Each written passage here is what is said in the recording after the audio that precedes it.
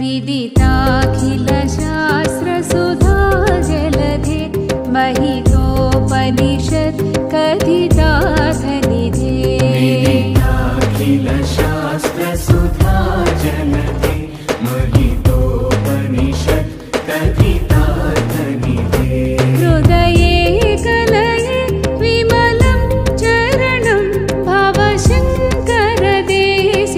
मे शरणं भवशङ्करदेशिक मे शरणं भवशङ्करदेशिक मे शरणम्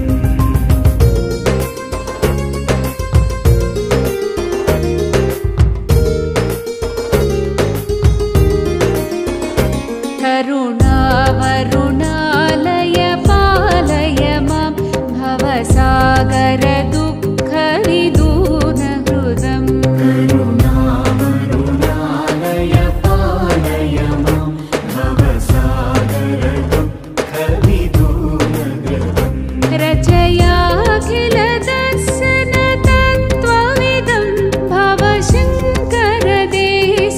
मे शरणम् కలియుగం యొక్క ఆర్తిని బాపటం కోసం కళ్యాణ వెంకటేశ్వరుడు కరుణతో వెలసినటువంటి సాగర తిరుమల క్షేత్రానికి భక్తులందరి యొక్క పిలుపు మేరకి మేము రావటం మాకెంతో ఆనందదాయకంగా ఉంది. సప్తగిరి తిరుమలకు వెళ్ళాలి అంటే చాలా శ్రమించాలి మనం. అదే సాగర తిరుమలకి రావాలనుకుంటే చాలా సులభంగా చేరుకోగలం. అంతేకాదు ఇక్కడ చాలా సూత్రం ఉంది. పరమాత్మ శ్రీమన్నారాయణుడు దశావతారములు ఎత్తిన తర్వాత 11వ అవతారంగా మనకు శ్రీనివాసుడై ఈ ప్రపంచాన్ని రక్షించడం కోసం ఆ 7 కొండల మీద వెలిశాడు. ఆయన దయామయుడు కనుక అక్కడితో సరిపెట్టుకోకుండా అనేకమైన చోట్లలో ఆయన దివ్య స్వరూపాలను స్థావరం చేసుకొని ఈ రోజు చాలా చెప్పలేనటువంటి ఆనందాన్ని ఇవ్వడం కోసము సాగరంలో ఉన్నటువంటి శ్రీమన్నారాయణుడే ఈ సాగర తిరుమలలో వచ్చి నిల్చున్నారు. హిందూ ధర్మ ప్రచారం కోసం 3 పర్యాయములు తిరుమలకు వెళ్ళాం. వేల మంది భక్తులను, వందల మంది స్వామీజీలను వేసుకొని. ఆ సమయంలో కూడా నేను తిరుపతి వెంకటేశ్వరుని చూడలేదు. ఆ రోజు నేను అందరూ కోరారు, స్వామి మీరు స్వామిని చూడడానికి రారా అంటే, స్వామిని చూడవలసిన అవసరం ఏమిటయ్యా? స్వామి సర్వదా మన యొక్క శరీరంలో ఆధార స్వాదిష్ట మణిపూరిక అనాథ విశుద్ధ ఆగ్నేయ సహస్రారములని 7 మెట్లే మనకి 7 కొండలయ్యా. ఆ 7 కొండల మీద ఇక్కడే ఉంటాడు ఆ స్వామి. ఆయన ఎప్పుడూ నేను దర్శిస్తూ ఉంటాను. కనుక మీరు వెళ్ళి చూసేయండి, నాకు ఇక్కడే నా స్వామి నాకు దర్శనం ఇస్తాడంటే తప్పకుండా నిజంగా అతడు కళ్యాణమూర్తి కనుక అతడు సాక్షాత్తు శ్రీమన్నారాయణ స్వరూపంతో దర్శనం ఇవ్వడం జరిగింది. అక్కడికలా ఉంచండి. ఈరోజు తలవని తలంపుగా యాదృచ్ఛికంగా చిన్నస్వామి ఇక్కడికి వస్తా వెళ్తా ఉంటుంటారు. అనుకోకుండా నిజంగా చెప్పాలంటే ఆయనకి నాకు ఒక రకమైనటువంటి ఆంతర్య సాక్షి ఉంది. నువ్వు అక్కడ బంగారంతో ఉన్నటువంటి నన్ను చూడడానికి నువ్వు రాకపోయినా నన్ను చూడడానికి నా దగ్గర రప్పించుకుంటానని అప్పుడు అనుకున్నాడేమో. ఈరోజు సాగర తిరుమల రప్పించాడు. నేను సత్యమే చెబుతున్నాను. కొండలేడు పైన కొలువైన దేవుడు, కొండలేడు పైన కొలువైన దేవుడు నిండు ఒక కొండ నిలచి ఉండే. ఇది ఒక కొండే కావచ్చు, కానీ ఇక్కడ మాత్రం ఉన్నాడని నేను సత్యంగా మీకు 100% చెబుతాను. కొండలేడు పైన కొలువైన దేవుడు నిండు ఒక కొండ పైన ఉండే. సాగర తిరుమల క్షేత్రమై భక్తుల స్వాగతించి వారి ఆర్తి బాపా. స్వామి శ్రీమన్నారాయణుడు లక్ష్మీ సమేతుడై కళ్యాణమూర్తి వెంకటేశ్వరుడై కలకలలాడుచు కోటి కలలతో కరుణించుచున్నాడు. వచ్చిన వాళ్ళకి ఈ భాగ్యం అంతా, రాని వాళ్ళ గురించి నేనేం చెప్పలేను. కొన్ని వేల పద్యాలు, కొన్ని వేల గేయాలు శ్రీమన్నారాయణ గూర్చి, శివపరమాత్మ గూర్చి, శాక్తేయ కుమార స్వాముల గూర్చి, అందరి గురించి నేను రచించినటువంటి పద్యాలలో ఎక్కువగా వెంకట స్వామివే ఉన్నాయి. ఇప్పుడు నేను చెప్పింది కూడా ఆసులుగా చెప్పిన మాటలండి. ఇక్కడ కూడా సాగర తిరుమల పద్యం కూడా ఇక్కడికి వచ్చి చెప్పింది.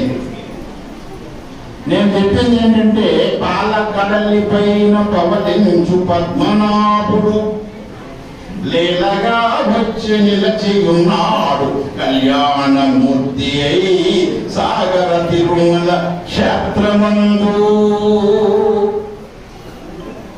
సాగరంలో ఉన్నటువంటి స్వామి సరాసరి సాగర తిరుమల అని పేరు ఎవరు పెట్టారో నాకు తెలియదు, కానీ నిజంగా ఆ పేరు 100 అక్షరాల చెల్లుతుంది. ఎందుకంటే పక్కనే సాగరం, ఆయన ఉన్నది కూడా సాగరమే. ఆ సాగరంలో ఉన్నటువంటి స్వామి ఈ సాగర తిరుమలలో వెలసి ఉన్నాడు. ఎందుకంటే ఆయన నేను ఫ్రెండ్స్, అందుకు చెప్తున్నారు, నీకు ఎవరికి ఆర్తి కలిగినా, బాధ కలిగినా, ఎటువంటి వ్యధ కలిగినా, సమస్యలు వచ్చినా ఒక్క మారు కష్టం అనకుండా ఈ 7 కొండలుగా మీరు భావన చేసి ఈ కొండనెక్కి ఈ స్వామిని దర్శించుకొని మీ బాధలన్నింటినీ కూడా పరమాత్మకు నివేదన చేసుకొని చక్కనైనటువంటి ఆనందాన్ని అనుభవించండి. నేను నా నోటి ద్వారా స్వయాన్ని చెబుతున్నాను, ఇది సత్యము. తప్పకుండా ఆ యొక్క సమస్యలే ఉన్నా ఆ స్వామి తీర్చడానికి సిద్ధంగా ఉంటాడు. ఎందుకంటే స్వామి ఇక్కడ నుంచి సప్తగిరికి వెళ్ళడం కష్టం అవ్వచ్చు, కానీ సాగరం నుంచి మన సాగరగిరికి రావాలంటే మాత్రం పెద్ద సమయం కాదు, ఇలా వచ్చేస్తాడు. అందుకని ఇక్కడ మాత్రం స్వామి ఉంటాడు. మీరు వినండి, ఆయన భవసాగరము దాటించినటువంటి భగవంతుడు. మనం భవం అంటే పుట్టుక గిట్టుకున్నటువంటి ఈ వ్యధంలో పడిపోయి ఉన్నటువంటి మన జీవన గతులని ఆయన సరిచేసినటువంటి శ్రీమన్నారాయణుడు. ఎందుకంటే భగవంతుడు కర్త కర్మ క్రియ స్వరూపమై అతడే ఈ ప్రపంచాన్ని పరిపాలిస్తున్నాడు. అని చెబుతా ఉన్నాను. శివుడొకడు, కేశవుడొకడు అని వ్యత్యాస భేద భావాలు లేకుండా ఎవరైతే ఏకమద్వైతం పరబ్రహ్మ అని చెప్పి దేహమే దేవాలయము, జీవుడే సనాతన దైవము, అతడు నా హృదయంలో నిత్యము తిష్ట వేసి ఉంటారు, ఆ శ్రీమన్నారాయణుడే నాకు ఆరాధ్య దైవము, ఆ శివపరమాత్మే నాకు ఆరాధ్య దైవము, ఆ యొక్క మహాశక్తి అమ్మ దుర్గమ్మే నా తల్లి అనే భావనతో మీరు ఎవరైతే భేదం లేకుండా శివత్వానికి, కేశవత్వానికి, వైష్ణవానికి, శైవానికి ఏ ఒక విధమైనటువంటి తేడాలు లేకుండా మీరు వేడుకుంటారో మీరు ఎప్పుడు కూడా ఆనందంగానే ఉంటారు శ్రీమన్నారాయణను వేడుకుంటే. అయితే నాకు ఇక్కడ చిన్నస్వామి ముందుగానే తాళం వేశాడు. మీరు 10 అవతారాల స్వామి కోసం మాట్లాడతారు కనుక 10 నిమిషాలే మాట్లాడండి. అందుకే మీ అందరికీ చెప్తున్నాను, అమ్మగారా, నా మనోవాక్యాయ తరపున మీకు చెబుతున్నాను, నేను చేసినటువంటి తపస్సు అంతా కూడా నా స్వామి శ్రీమన్నారాయణ పాదాల ముందు పెడుతున్నాను. మీరందరూ కూడా ఆనందంగా ఉంటారు. ఈ రోజు వచ్చినందుకు ఆ చక్రస్నానం చేసుకొని శ్రీమన్నారాయణుడు వచ్చినాడు. ఈ బ్రహ్మోత్సవాల్లో బ్రహ్మదేవుడు ప్రప్రదంగా ఆయన పాదాలు కడిగినాడు. ఆ బ్రహ్మోత్సవాల్లో నేను కూడా పరబ్రహ్మ స్వరూపమైనటువంటి సాధన సంపత్తిలో ఉన్నాను కనుక నేను ఆయన పాదాలు కడగడానికి వచ్చాను. ఆయన పాదాలని కడగడమే కాకుండా మాటలతో ఆయనని పరిశుద్ధమైనటువంటి స్థితిగా నేను చేసుకునేటువంటి ప్రసన్నం చేసుకున్నాను. ఆ ప్రసన్నతలో ఉన్నటువంటి భావన, ప్రసన్నతలో ఉన్నటువంటి కరుణ, ఆ ప్రసన్నతలో ఉన్నటువంటి అనురాగము ఏదైతే ఉందో నాకు వచ్చినటువంటి ఆ ఫలమంతటిలో కూడా మీరందరూ దాన్ని స్వీకరించుదురుగా అని చెప్పి ఇక్కడికి నేను ఈ విధంగా భక్తులందరినీ కూడా పదే పదే మీరు యొక్క కార్యక్రమాలు అనేవి భేదభావాలు లేకుండా అందరూ కూడా ఒకే భావంతో ఈ యొక్క స్వామి వారి యొక్క సేవలు చేస్తే ప్రప్రదంగా నేను వచ్చాను, ఇక్కడ అడుగు పెట్టాను. ముందు కాలంలో అక్కడ సప్తగిరికి ఏ ఒక్క కళలు ఉన్నాయో అన్ని కళలు కూడా ఈ సాగర క్షేత్రానికి రావడానికి అవకాశాలు ఉన్నాయి. ముందు ముందు మీరు ఆ అనుభూతిని పొందుతారు. మీరందరూ కూడా ఒకే ఏకత్వ భావంతో మసలుకొని మీ యొక్క సాగర క్షేత్రాన్ని, సాగర తిరుమల క్షేత్రాన్ని నిత్యము కళ్యాణంగా, కళ్యాణ వెంకటేశ్వరుడు నిత్య కళ్యాణ స్వరూపుడై అందరికీ కూడా చక్కనటువంటి ఆయురారోగ్య భోగ భాగ్యముల అష్టైశ్వర్య సంపద ఇచ్చి కాపాడాలని కోరుతూ నేను ఇప్పటికీ ఇలా నేను స్వస్తి చెప్తున్నాను. జై శ్రీమన్నారాయణ స్వాముల వారికి జై, శ్రీ లక్ష్మీమాతకు జై, శ్రీ కళ్యాణ వెంకటేశ్వర స్వాముల వారికి జై. హరి ఓం తత్సత్.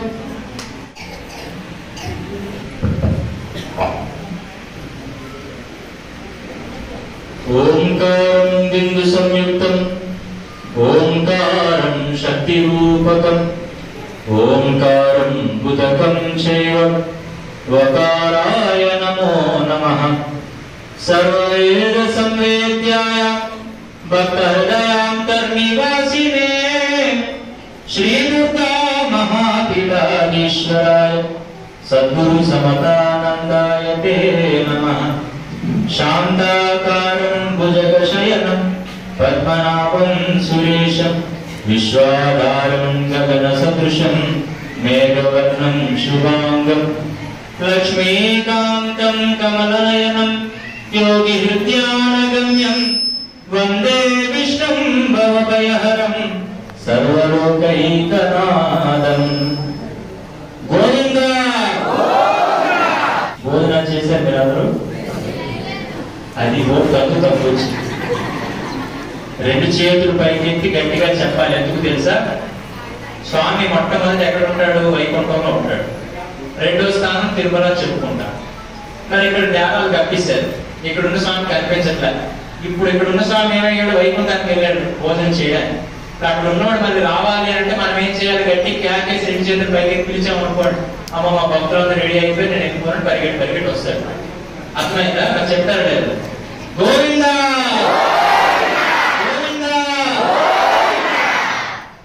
మరి ఈరోజు మన సాగర తిరుమల క్షేత్రంలో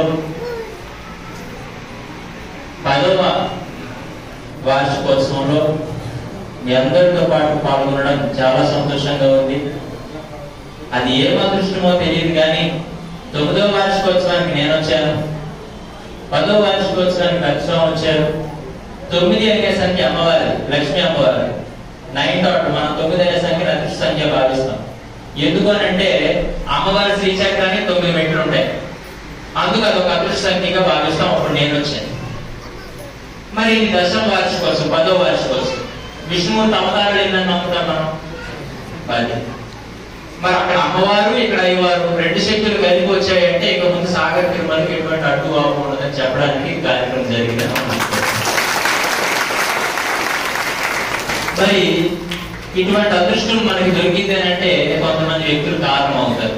మన అందులో గాడప్పనాయుడు గారు కానీ, సన్యాసరావు గారు కానీ, ముత్యాలరావు గారు కానీ, అప్పనసాయి గారు కానీ, తదితర కమిటీలో ఉన్నటువంటి నాగరాజు గారు కానీ, ఇలాంటి వాళ్ళందరూ కూడా మనందరినీ ముందుకు తీసుకెళ్ళడానికి ఒక కార్యక్రమాన్ని ఏర్పాటు చేస్తే మీరందరూ అలా కూర్చుంటే నాన్నప్పుడు మైక్ పట్టుకొని మాట్లాడడానికి అవకాశం అయింది. అయితే ఇందాక ఏంటి స్వామి అంత గట్టిగా గోవింద అన్నారు అని అంటే, అయితే మరి ఈ కార్యక్రమాలు చేయడానికి కారణం ఏమంటారు? ఏం సందర్భం ఉందని ఈ కార్యక్రమం చేయడానికి? ఈ కార్యక్రమాలు చేయడానికి సందర్భం ఏంటి చెప్పండి. లోపల తిట్టుకుంటారు. చెప్పడానికి మమ్మల్ని పిలిస్తే మమ్మల్ని తిరిగి అడుగుతారేంటి? చెప్పడానికే కదా మిమ్మల్ని కలిసి పిలిచాము. మరి మమ్మల్ని తిరిగి అడుగుతారు ఏంటి అంటే, కేవలం మనందరూ ఒకటే గుర్తుపెట్టుకోవాలి. ఇక్కడ ఏదో మేము కూర్చున్నామన్నంత మాత్రం మేము గొప్పవాళ్ళం అయిపోం. ప్రతి ఒక్కరిలో కూడా తెలియని శక్తి ఉంటుంది, ప్రతి ఒక్కరిలో కూడా తెలియని విషయం ఉంటుంది, ప్రతి ఒక్కరిలో కూడా తెలియనటువంటి పరిజ్ఞానం ఉంటుంది. కానీ మనం జీవించే జీవన విధానాన్ని బట్టి మనకు ఆ పై స్థాయి కింద స్థాయిని తప్పితే మా దృష్టిలో నేనంతో మీరు అంతే, మీరంతో మేమంతే అలా ఉంటాం. కాబట్టి ఈ రోజు ఈ సమయంలో కూడా, ఈ కాలంలో కూడా ఇంత విస్తృతంగా దానికి ప్రచారం చేయగలిగే స్థాయి వెంకటేశ్వర స్వామి వచ్చాడు అన్నమాట. గో అంటే ఇంగ్లీష్ లో ఏంటి? వెళ్ళు. విన్ అంటే విజయం. అంటే సాధించుకొని రా. ఎప్పుడైతే నువ్వు గోవింద నామస్మరణ చేస్తావో స్వామిని నీ రకంగా ఆశీర్వదిస్తాడు. ఎలాగంటే నువ్వు వెళ్ళు, విజయాన్ని సాధించుకొని రా. ఎవరైతే గోవింద గోవింద గోవింద అంటారో వారి పనులన్నీ జయమైపోతే అందుకు మనం గోవింద అని చెప్పారు. అర్థమైందా? ఇప్పుడు మన అందరి పనులు బోర్డు పెండింగ్ ఉన్నాయి, ఇప్పుడు అవ్వాలో లేదు. అవ్వాలంటే ఇప్పుడు ఏం చెప్పాలి?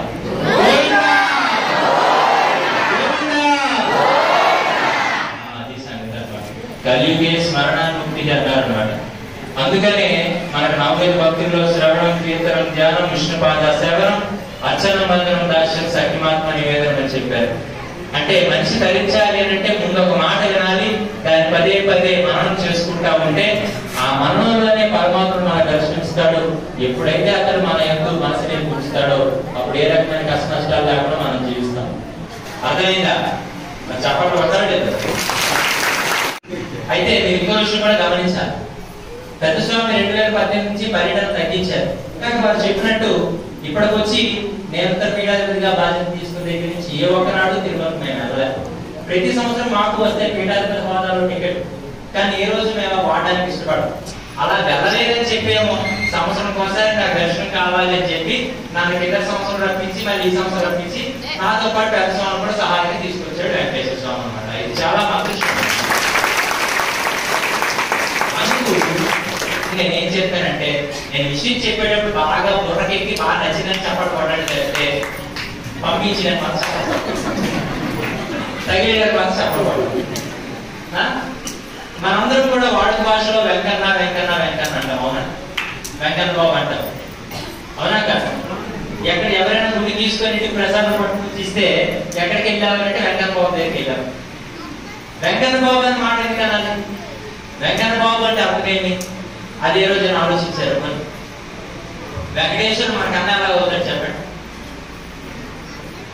వెంకన్న వెంకన్న అంటున్నాం కదా, వెంకటేశ్వరుడు మనకు అన్ని ఎలా అవుతాడు? మన తోబుట్టు ఏదైనా మన పెద్దమ్మ పెద్దమ్మ కొడుక. కానీ మరి వెంకన్న పిలుస్తున్నాం కదా, మరి దానికి కారణం ఏంటంటారు? చెప్పేది మరి ఇలా బుర్రలోకం కాదు, గుర్తుపెట్టుకోవాలి. అక్కడ ప్రత్యక్షంగా ఎదురుగా నిల్చున్నటువంటి దైవానికి పేరేంటి? గట్టి చెప్పాలి. వెంకటేశ్వర స్వామి కదా. ఆ వెంకటేశ్వర స్వామిలో టేశ్వర స్వామి తీసేయండి, అప్పుడు ఏం మిగులుతుంది? వెంక కదా, వెంక మిగిలింది. అలా గుర్తుపెట్టుకోండి. అమ్మలో మొదలక్షరం తీయండి, అమ్మలో మొదలక్షరం అన్న. నాన్న అనుభవంలో చివరక్షరం ఏంటి కదా, మొత్తం కలపండి. వెంక అన్న అంటే ఓ వెంకటేశ్వర స్వామి నాకు తల్లివైనా తండ్రివైనా నీవు మించి ప్రపంచంలో నాకు ఎవరు లేరని చెప్పుకోవడానికి వెంకన్న పేరు. అర్థమైందండి? ఈరోజు కలియుగంలో నాకు ఒక్కోసారి డౌట్ వస్తూ ఉంటాయి. శివుడి దగ్గరికి వచ్చేసరికి తక్కువ మంది భక్తులు వెళ్తారు కాశీ, ప్రయాగ, రకరకాల దేవాలయాలకి. కానీ తిరుపతి చూస్తే రోజు అలా పరిగెడతారు. దేనికేనంటే అక్కడ ఉండాల్సింది ఉంది. ఏంటి? లక్ష్మీదేవి. ఇప్పుడు అది కావాలి, అది ఉంటే మనకు చాలు. అందుకు లక్ష్మి అంటే అర్థం మనం ఇది మాత్రం అనుకుంటాం, కానీ లక్ష్మి అంటే సుఖము, శాంతి, ప్రశాంతత, ఆనందం అని అర్థం. అందుకని ఆనంద నిలయంలో స్వామి శయన సేవ చేసుకుంటాడు.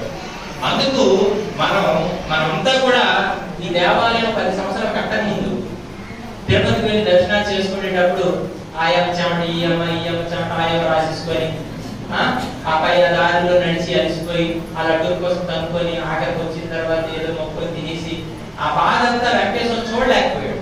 అరే మా పీపుల్ భక్తులందరూ కూడా ఇలా వస్తున్నారు, వీళ్ళు చాలా ఇబ్బంది పడుతున్నారు, వీళ్ళకి నేను ఏదైనా చేయాలనిపించి ఏం చేశాడు? తిరుపతి నుంచి ఫ్లైట్ ఎక్కి డైరెక్ట్ కొండ మీద దిగిపోయాడు గరుత్మంతుడు ఎక్కి. అలా ఎక్కాడు 10 సంవత్సరాల క్రితం. అది ఇప్పటికీ దేవాలయంలో ఆయన స్వామి అందరి కోసం ఎప్పుడు నిలబడే ఉన్నాడు అన్నమాట. అవునా? మరి నిలబడి తేరుకున్నాడు.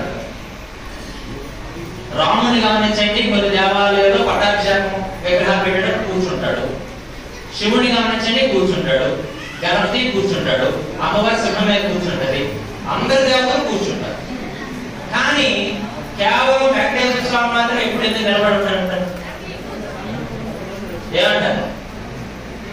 ఎప్పుడు ఎందుకు నిలబడి ఉంటాడు ఆయన అంటే, ఏ భక్తుడైనా స్వామి నేను ఈ కష్టంలో ఉన్నాను అనేలా శరణం నాసి 9వ శరణమమ్మ నా కష్టాన్ని గట్టెక్కించేందుకు నువ్వు తప్ప ఇంకొక దిక్కు లేరని ఎవరైతే ప్రాధాన్యపడే పాదాల దగ్గరికి వస్తారో వాళ్ళ కష్ట నష్టాలు తీర్చడానికి పరిగెత్తుకు వెళ్ళడానికి ఒకవేళ కూర్చుంటే లెగిసేసరికి ఒక సెకండ్ అయినా లేట్ అవుతుందేమని చెప్పి ఎవరెప్పుడు పిలుస్తారా, ఎవరెక్కడ రక్షణ కోరుతారా వారందరి యొక్క బాధ్యతను తీసుకోవడానికి, వారందరి యొక్క ఆనందాన్ని కారణం చేయడానికి ఆయన వెళ్ళడానికి సిద్ధంగా ఉండడానికి ఎప్పుడు నిలబడుతుంటాడు అనమాట. అందుకు మనం ఏం చేయాలంటే నిస్వార్థమైన భక్తితో, నిష్కామమైన భక్తితో ఆ భగవంతుని మనం వేడుకోవాలి. అలా వేడుకుంటే మన జీవితంలో ఎటువంటి కష్ట నష్టాలు ఉండవు.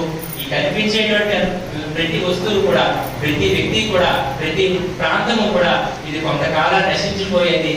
నశించకుండా చిరస్థాయిగా మిగిలిపోయేది మనలో మంచితనము, మనలో ధర్మం మాత్రమే. కాబట్టి ఆ ధర్మగుణాన్ని మనందరం లోపరుచుకొని, ఆ ధర్మగుణాన్ని మనందరం అలవర్చుకొని ధర్మబద్ధంగా జీవించగలిగితే రేపు పొద్దున మరణం అనంతరం కూడా మన కోసం 10 కాలాల పాటు 10 మంది ప్రజలు మాట్లాడుకుంటే అది మాత్రమే నిజమైన ఆనందం, అది మాత్రమే నిజమైన మానవ జీవితం మీ అందరికీ తెలియజేస్తూ మనందరం కూడా మీ అందరికి ఇంకో విషయం కూడా నేను చెప్తాను. చిన్నప్పుడు మనం ఒక చిన్నపిల్లలకు ఒక పాట చెప్తాం. చుక్చుక్ రైలు వస్తుంది ఆగినప్పుడు ఎక్కండి, లడ్డూ మిఠాయి తినిపిస్తా. విన్నారు కదా, ఇంకా దీని అనిపించాలి. ఈ యొక్క పాట అందరూ వింటున్నాం కదా, చిన్నప్పటి నుంచి వింటున్నామా లేదా? ఈ పాట భగవంతుడు మనతో సందేశాన్ని చెప్తున్నాడు. ఎవరు? వెంకటేశ్వర స్వామి. శ్రద్ధగా గోవిందా గోవిందా. మన చేతులు లగట్లేదు. అది కేవలం సరదాగా పిల్లలు పడుకోబెట్టేయడానికి పాడే పాట కాదు. మనమందరం కూడా అజ్ఞానంతో కళ్ళు మూసుకున్నాము. ఆ నిద్రలో నుంచి బయటికి రావడానికి వెంకట స్వామి మనతో చెప్తున్న మాట ఏంటది? చుక్చుక్రైలు వస్తుందనంటే ఈ కాలం నడుస్తూ ఉండగా నీ వయసు పెరుగుతా ఉంటే ఆయుష్ తగ్గుతుంది, అప్పుడు చావు అనే రేలు వస్తుంది. దూరం దూరం జరగండి అంటే ఈ బంధాలు, బంధుత్వాలు, ఈ కొడుకులు, కూతురు, ఆస్తులు, అంతస్తులు అనేటువంటి ఆలోచన నుండి దూరం అవ్వండి. ఆగినప్పుడు ఎక్కడి ఎప్పుడైతే యమపాశం మీ దగ్గరికి వచ్చి నిలబడుతుందో వెంటనే ఆ యొక్క ఎప్పుడు స్థానానికి చేరుకోండి. జోజో పాప యాడకు పోయిన తర్వాత పోయిన వాళ్ళు ఏడుస్తారు, నా కూతురు, నా కొడుకు, నా గోదరు, నా అంతస్తులు, నా ఇష్యులు, నా పిల్లలు, నా నాపరాలు నాకుంటారని చెప్పి అలా ఆడకుండా లడ్డూ మిఠాయి తినిపిస్తా. వెంకట స్వామి ప్రసాదమే కదా. మిఠాయి అంటే శ్రీకృష్ణుడు చాలా ఇష్టమైన పదార్థాలు. అందుకు నేను పుట్టిన దగ్గర నుండి చచ్చినంత వరకు నేనే చూసుకున్నాను. నీ శరీరం విడిచిపెట్టిన తర్వాత కూడా నీ పరిపాలన నేనే చూసుకుంటాను. అందుకు లడ్డూ మిఠాయి తినిపిస్తా. మీ అమ్మ క్షీరసాగరంలో ఉంది, క్షీరమే లక్ష్మి అయింది. మీ అమ్మగారు నేను కలిసి మా వైకుంఠంలో నిన్ను చేర్చుకుంటాము, బాధపడకని లడ్డూ మిఠాయి తినిపిస్తా, కమ్మని పాలు తాగిస్తా అని వెంకట స్వామి మనందరికి వాగ్దానం చేస్తున్నటువంటి పాట అన్నమాట. అందుకు మనకు కనిపిస్తున్నటువంటి వస్తువుల మీద ఎగబాకేసి భర్త గారు చేరుకోలేదని గొడవ పెట్టుకొని, భార్య గారు ఏమో ఫైల్ ఉండలేదని భర్తలు గొడవ పెట్టుకొని, పిల్లలేమో ఆ తల్లిదండ్రులకి ఏవో అడిగి ఇవ్వలేదని పిల్లలు గొడవ పెట్టుకుంటే కేవలం జీవితం అంతా కూడా అస్తులేని ఆస్తులు, అంతస్తులు ఉన్న శాంతి లేని ప్రజలకు సొత్తుస్తున్నాను సంతాన స్వామి చెప్పిన మాట. అందుకు జీవితంలో మనకి ఎంత అవసరం ఉన్నాయి, ఎంత అంతస్తులు ఉన్నా కూడా ఆ మనస్సులో మనశ్శాంతి అనేటువంటిది లేకపోతే ఎంత గొప్పవాడైనా కూడా పనికిమాలి వాడితో సమానమే. కాబట్టి ఆ మనశ్శాంతి దొరకాలంటే సాగర్ తిరుమలలో దొరుకుతుంది, ఆ మనశ్శాంతి కావాలంటే వెంకటేశ్వర స్వామి సన్నిధిలో దొరుకుతుంది, ఆ మనశ్శాంతి కావాలంటే మనం ఆధ్యాత్మికంగా జీవిస్తేనే దొరుకుతుంది. కాబట్టి అందరూ కూడా ఎప్పటికైనా కూడా కళ్ళు తెచ్చుకొని మన పిల్లలకి ఈ యొక్క ధర్మం పట్ల అవగాహన కల్పించి అప్పుడప్పుడు దేవాలయాన్ని తీసుకొస్తూ వాళ్ళు అడిగినాన్ని ఇచ్చేయకుండా అవసరాన్ని బట్టి చూసిస్తే వాళ్ళు రేపు పొద్దున్న మన తర్వాత మన యొక్క పరంపరని, మన యొక్క వారసత్వాన్ని ముందుకు తీసుకెళ్ళగలిగితే సమాజంలో మనకంటూ ప్రత్యేకమైన గుర్తింపు వచ్చిన నాడు అప్పుడు మన జన్మ సార్థకత తెలియజేస్తూ మరి చాలా చక్కగా, చాలా ఆనందంగా ఉంది. కొన్ని లోపల ఏమనుకుంటారు కానీ బయట అసలు మొక్కలు బాగానే ఉన్నాయి. మరి చెప్పిన విషయం ఏదైనా బుర్రలోకి ఎక్కితే దాన్ని ఆచరించి ఆ విషయాన్ని గుర్తు పెట్టుకొని ఇదే రకంగా ఏ కార్యక్రమం అయినా కూడా మనం పాల్గొని మనం సంపాదించే సంపదలో కొంత దైవానికి మనం అర్పణ చేయగలిగితే, వితరణ చేయగలిగితే దేవాలయం ఇంకా అభివృద్ధి అవుతుంది. దేవాలయం అభివృద్ధి అయితే ఇంకా మంచి కార్యక్రమాలు అవుతాయి. కార్యక్రమాలు అయిన రోజు మనం మన యొక్క దేశం, మన యొక్క ధర్మం దేదీప్యమానంగా విరాజిల్లుతుందని తెలియజేస్తూ ఆ యొక్క బాధ్యత మనందరిపైన ఉందని తెలియజేస్తూ ఇప్పుడు ఇక్కడ వచ్చి చిన్నస్వామి మీద ప్రత్యేకంగా ముఖ్య అతిథిగా రాలా. చిన్నస్వామి పెద్ద స్వామి తీసుకురావడానికి ఒక కార్యకర్తలో వచ్చాడు అన్నమాట. ప్రత్యేకమైన బయట వ్యక్తి కాదు, మీ అందరూ ఒకటే. కానీ పెద్ద స్వామి ఈ రోజు ప్రత్యేకంగా వస్తున్నారనే దృష్టితో మరి ఈ రకంగా మీ అందరూ కూడా అక్కడ ఒక వెంకటేశ్వరుడు ఉంటే అక్కడ ఉన్న నిలువ గుర్తు కదా, ఇక్కడ ఉండేది ఏంటి శైవతత్వం అడ్డు గుర్తు కదా. ఇక్కడ శివుడిని అక్కడ వెంకటేశ్వరుని మనం ప్రత్యక్షంగా దర్శనం చేసుకుంటున్నాం అనమాట. అందుకు ఇది గొప్ప అదృష్టంగా భావించుకుంటూ మరి కార్యక్రమం ఏర్పాటు చేసుకున్నటువంటి కమిటీ వాళ్ళందరికీ కూడా పేరు పేరు అభినందనలు తెలియజేస్తూ ఈ కమిటీకి వచ్చేసి నేను చాలాసార్లు చెప్పాను, పేరు చెప్పాలంటే పెద్ద లిస్ట్ వచ్చేస్తుంది.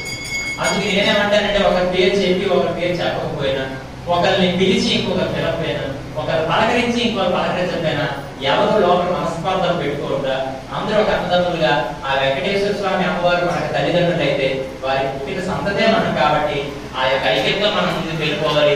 అలాగైతే ఆలయానికి ఏ రకమైన ఇబ్బంది ఉండదో తెలియజేస్తూ అందుకు కమిటీ వాళ్ళందరికీ వచ్చిన భక్తులందరికీ కూడా మరి పేరు పేరున ఆశీర్వాదాలు తెలియజేస్తూ సప్తాన స్వామి గారికి మీ అందరి తరఫున కూడా పాద నమస్కారాలు తెలియజేస్తూ మీ అందరి ముందు కూడా సెలవు తీసుకుంటూ జై దేవ్.